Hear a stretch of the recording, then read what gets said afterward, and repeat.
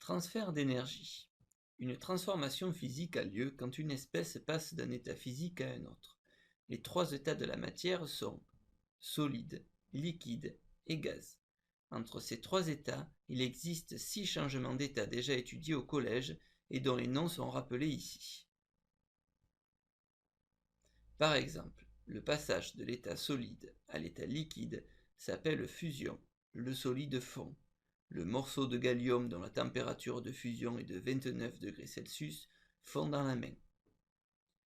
Étudions maintenant les effets thermiques liés à ces changements d'état. Que se passe-t-il lorsque l'on place des glaçons à la température de moins 4 degrés Celsius dans un verre vide et que la température ambiante est de 20 degrés Celsius? On constate que le verre devient froid et que la glace fond. Le verre et l'atmosphère ont transféré de l'énergie aux glaçons qui se sont réchauffés. La température T1 augmente, la température T2 diminue. À l'équilibre, les températures du verre et de l'eau sont identiques.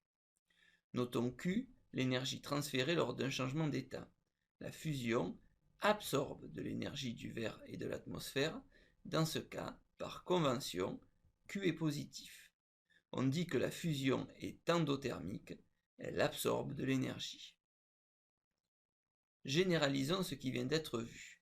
Tout comme la fusion, la vaporisation et la sublimation absorbent de l'énergie du milieu extérieur qui se refroidit. Ces transformations sont dites endothermiques et l'énergie Q transférée est positive. Les transformations physiques, solidification, liquéfaction et condensation, libèrent quant à elles de l'énergie vers le milieu extérieur qui se réchauffe.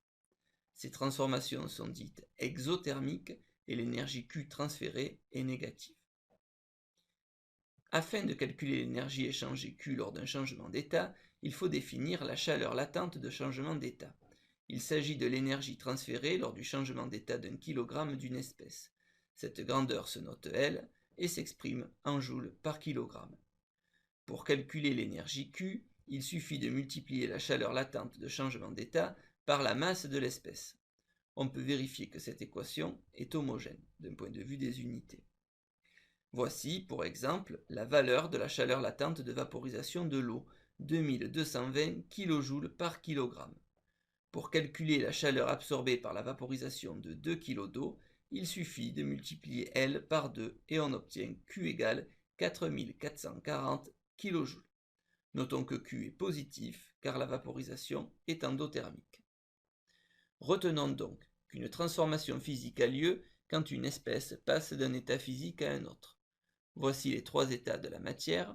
Les transformations physiques fusion, vaporisation et sublimation absorbent de l'énergie du milieu extérieur qui se refroidit. Les transformations physiques solidification, liquéfaction et condensation cèdent de l'énergie au milieu extérieur qui se réchauffe. Afin de calculer l'énergie Q transférée lors d'une transformation physique, en joules, il faut multiplier la masse de l'espèce en kilogrammes par la chaleur latente de changement d'état en joules par kilogramme. Réalisons une petite thèse de 3 questions. Mettez en pause lorsque le symbole suivant s'affiche pour prendre le temps de répondre. Question 1. Choisir la ou les bonnes réponses. La vaporisation de la sueur sur la peau absorbe de l'énergie du milieu extérieur, libère de l'énergie vers le milieu extérieur, est une transformation endothermique. Les réponses justes sont les réponses A et C. Question 2. Choisir la ou les bonnes réponses. Considérons une transformation physique qui libère de l'énergie Q vers le milieu extérieur. Q est positif, Q est négatif, la transformation est endothermique. Seule la réponse B est juste, car la transformation qui cède de l'énergie au milieu extérieur est exothermique. Question 3. Choisir la bonne réponse. L'énergie Q mise en jeu lors de la transformation physique d'une masse M d'espèces s'écrit Q égale M fois L, Q égale M sur L, Q égale L sur M. La chaleur latente de changement d'état est l'énergie transférée lors du changement d'état d'un kilogramme d'une espèce. Donc Q égale M fois L. La réponse juste est la réponse A.